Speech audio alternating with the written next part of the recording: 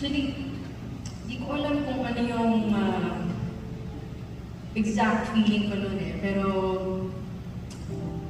whenever I write songs, talagang make sure ko na very personal siya sa akin.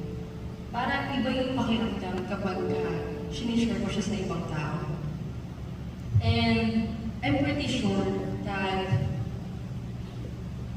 yung feeling na yun ay isa doon sa nararamdaman ng tao na nakikinig. And I am happy because like somehow I am able to, share my story as well. And itong susunod kong kakantahin, sobrang personal din ito sa akin dahil isa to sa mga una kong kanta.